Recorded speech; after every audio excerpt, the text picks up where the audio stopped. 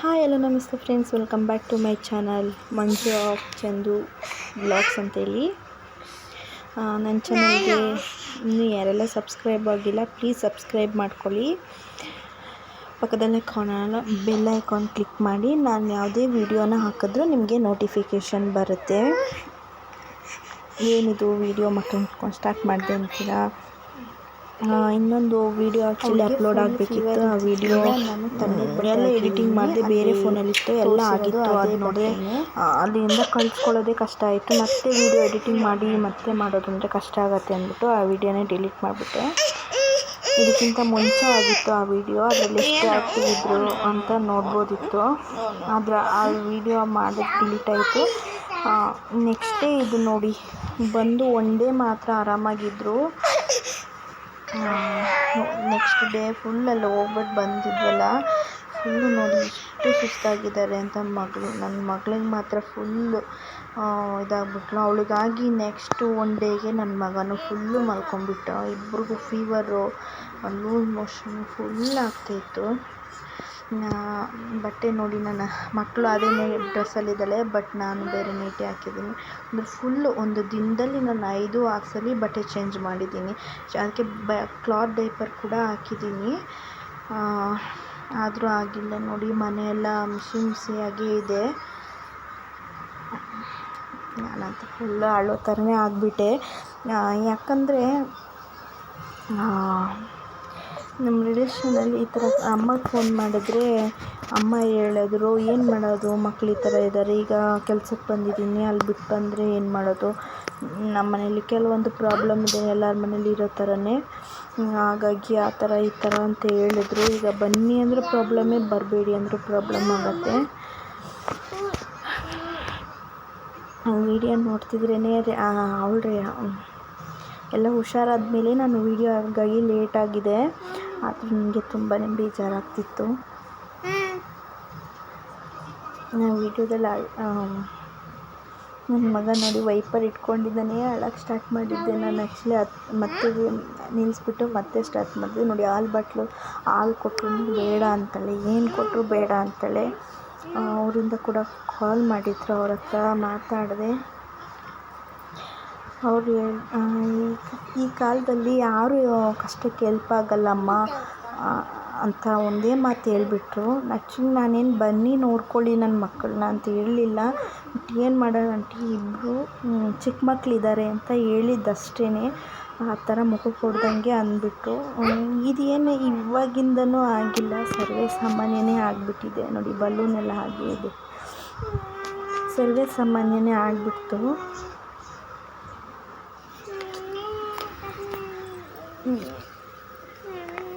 Next ಬರುವಂಥ ವೀಡಿಯೋದಲ್ಲಿ ತೋರಿಸ್ತೀನಿ. ನನ್ನ ಹಸ್ಬೆಂಡು ಜಾಸ್ತಿ ಮನೆಯಲ್ಲಿ ಮಾರ್ನಿಂಗ್ ಟೈಮ್ ಇರ್ತಾರೆ, ನೈಟು ಬರೋದು ಲೇಟೇ ಆಗುತ್ತೆ ಶಾಪಿಗೆ ಹೋಗೋದ್ರಿಂದ. ಅವರು ಬರ್ತಾ ನಾನು ಕೂಡ ಹೇಳಿದೆ, ಹುಷಾರಿರ್ಲಿಲ್ವಲ್ಲ ಆವಾಗ. ಆಲ್ಮೋಸ್ಟ್ 8 ಡೇಸ್ ನಾನು ಯಾವುದೇ ಥರದ ಸರಿಯಾಗಿ ಅಡುಗೆ ಕೂಡ ಮಾಡಲಿಲ್ಲ. ಇರೋದನ್ನೇ ಹೇಳ್ತಿದ್ದೀನಿ, ಸರಿಯಾಗಿ ಅಡುಗೆ ಕೂಡ ಮಾಡಲಿಲ್ಲ. ಅವರು ರೆಡಿಯ ಆಗೋಕ್ಕೇ 8 ಡೇಸ್ ತೊಗೊಂತು. ಟ್ರಿಪ್ ಹೋಗಿ ಬಂದಮೇಲೆ ಇನ್ನೊಂದ್ಸರಿ ಟ್ರಿಪ್ಪು ಬೇಡ, ಏನೂ ಬೇಡ ಅನ್ನಿಸ್ಬಿಡ್ತು. ಟ್ರಿಪ್ಪು ಹೋಗ್ಬೇಕಂತ ಹೋಗಿದ್ದೇನಲ್ಲ ಎಂಜಾಯ್ ಮಾಡೋಕ್ಕೆ, ಬಟ್ ಅವ್ರಿಗೆ ಮುಡಿ ತಗ್ಸೋದು ಇದ್ದಿದ್ದರಿಂದನೇ ನಾವು ಹೋಗಿದ್ದು.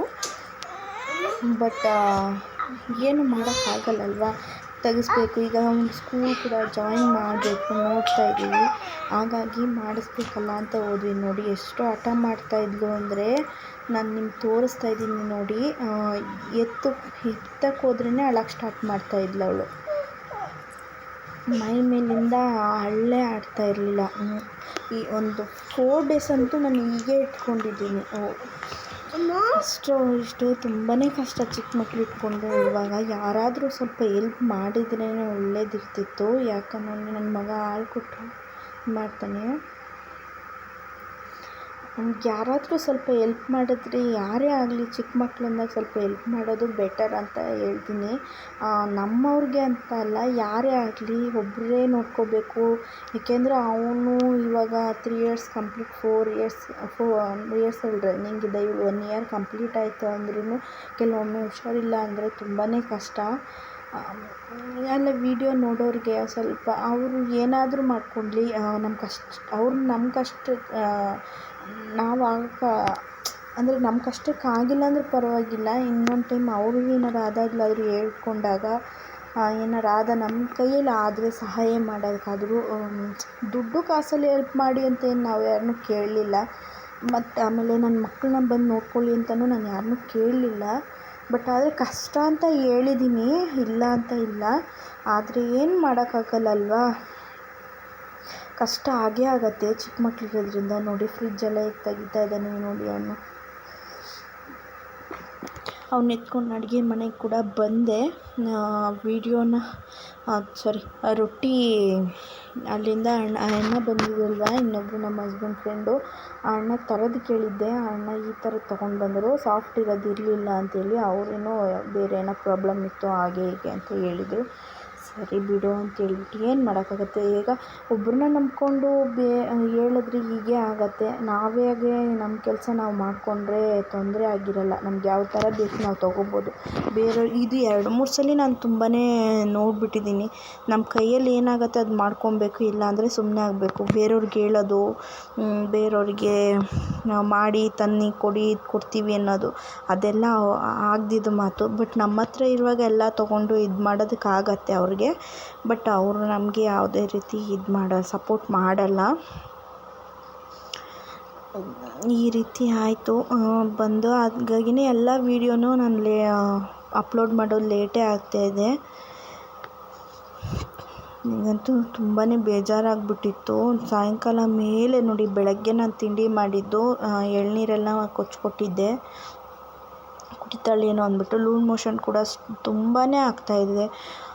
ಅವಳಿಗೆ ಆಗಿ ನೆಕ್ಸ್ಟ್ ಡೇ ಅವನು ಕೂಡ ಫುಲ್ಲು ಬ್ರೇಕಪ್ ಆಗಿಬಿಟ್ಟ. ನನಗಂತೂ ಹೆಂಗಾಯಿತು ಅಂದರೆ 8 ದಿನ ನನಗಂತೂ ಬೇಡವೇ ಬೇಡ ಅನ್ನೋ ಹಾಗಾಗ್ಬಿಡ್ತು. ಚಿಕ್ಕ ಮಕ್ಕಳನ್ನ ಇಬ್ಬರನ್ನೂ ಮೇಂಟೈನ್ ಮಾಡೋದು ಒಂದೇ ಟೈಮ್ ಅಟ್ ಅ ಟೈಮ್ ಇಬ್ರಿಗೂ ಲೂಸ್ ಮೋಷನ್ನು, ಇಬ್ಬರೂ ಊಟ ಮಾಡಲ್ಲ. ಸುಮ್ಮನೆ ಅವನು ಗದರಿದ್ರೆ ಸ್ವಲ್ಪ ಮಲ್ಕೊಳಲ್ಲ, ಚೇಷ್ಟೆ ಮಾಡ್ತಾನೆ. ಬರೀ ಇವಳಂತೂ ನೀರು ಕುಡಿಯೋದು ಲೂಸ್ ಮೋಷನ್, ನೀರು ಕುಡಿತಾಳೆ. ಊಟ ಏನು ತಿಂತಾ ಇರಲಿಲ್ಲ, ಬರೀ ನೀರು. ಅವಳು ಮೊದಲೇ ಸ್ಟಾರ್ಟಿಂಗೇ ನೋಡಿದ್ರಲ್ಲ, ನಾಲ್ಗೆ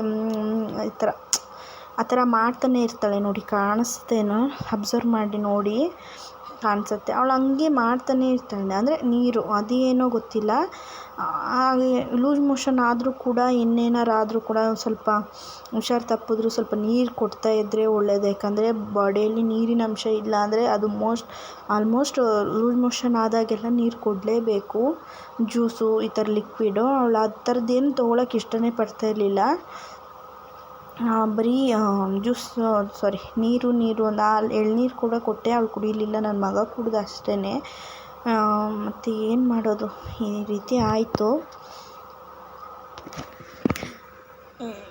ನನಗಂತೂ ತುಂಬಾ ಬೇಜಾರಾಗ್ಬಿಡ್ತು, ಏನು ಈ ಥರ ಆಯಿತು ಅಂತ. ಯಾಕಂದರೆ ಇಬ್ಬರು ಮಕ್ಕಳಿಗೂ ಏನಾರು ಆಗಿಬಿಟ್ರಂತೂ ನಾನು ಬ್ರೇಕಪ್ ಆಗಿಬಿಡ್ತೀನಿ. ಯಾಕಂದರೆ ಏನಾರು ಆಗಿಬಿಡ್ತು ಅಂದರೆ ಇವಾಗ ನಮ್ಮ ತಾಯಿಯಾದ ನಮ್ಮನ್ನೇ ತಾನೇ ದೂರ್ತಾರೆ. ಏನೋ ಮಾಡಿಬಿಟ್ಟಿದ್ದಾಳೆ, ಇಲ್ಲ ಏನೋ ನೋಡ್ಕೊಳುವಾಗ ಏನೋ ಹೆಚ್ಚು ಕಮ್ಮಿ ಫುಡ್ ಏನೋ ಕೊಟ್ಬಿಟ್ಟಿದ್ದಾಳೆ, ಏನೋ ಒಂದು ಹೇಳ್ತಾರೆ. ಯಾಕಂದರೆ ಮುಂದೆ ಬರುವಂಥ ವೀಡಿಯೋದಲ್ಲಿ ನಾನು ಡೆಲಿವರಿ ಸ್ಟೋರಿನೂ ಹೇಳ್ತೀನಿ ನಿಮಗೆ. ಯಾಕೆ ಈ ಮಾತು ಹೇಳಿದೆ ಅಂತ ಗೊತ್ತಾಗತ್ತೆ ನೋಡಿ. ರೈಸ್ ಆಗಿರ್ಬೋದು, ಕುಕ್ಕರ್ ಇದೆ, ಅದು ಅವಳಿಗೆ ಇದು ಗಂಜಿ ಥರ ಮಾಡ್ಕೊಡೋಣ ಅಂತ ಹೋದೆ. ಅವಳು ಯಾವುದೂ ತಿನ್ನಲಿಲ್ಲ. ಮಾಡಿರೋ ರೈಸು ನೈಟ್ ನಾನು ಊಟ ಮಾಡಲಿಲ್ಲ. ಏನಾಗುತ್ತೆ ಅದನ್ನೇ ತಿನ್ನೋದು, ಸುಮ್ಮನೆ ಇರೋದು. ನಾನಂತೂ ಹಾಗೆ ಆಯಿತು. 8 ಡೇಸ್ ಕಳೆದಿದ್ದು ಹಾಗೇ. ಅಲ್ಲಿಂದ ಬಂದ್ವಿ. ಫುಲ್ ಹೀಟ್ಗೆ ನನ್ನ ಹಸ್ಬೆಂಡ್ಗೆ ಬಾಯೆಲ್ಲ ಇದಾಗ್ಬಿಡ್ತು ಅಂದ್ಬಿಟ್ಟು ಅವರು ಬರೀ ಮಜ್ಜಿಗೆ ಅನ್ನ ಆಯಿತು, ನಾವಾಯಿತು.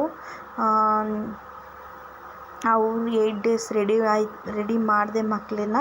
ಅಷ್ಟೊತ್ತಿಗೆ ನಾನು ಬ್ರೇಕಪ್ ಆಗಿಬಿಟ್ಟೆ. ಫುಲ್ಲು ಪೇಯ್ನು, ಅವ್ರನ್ನ ಇಟ್ಕೊಂಡು full shoulder, back pain full ಬಂದುಬಿಡುತ್ತೆ. ಯಾಕಂದರೆ ತಮಾಷೆ ಅಲ್ವಾ.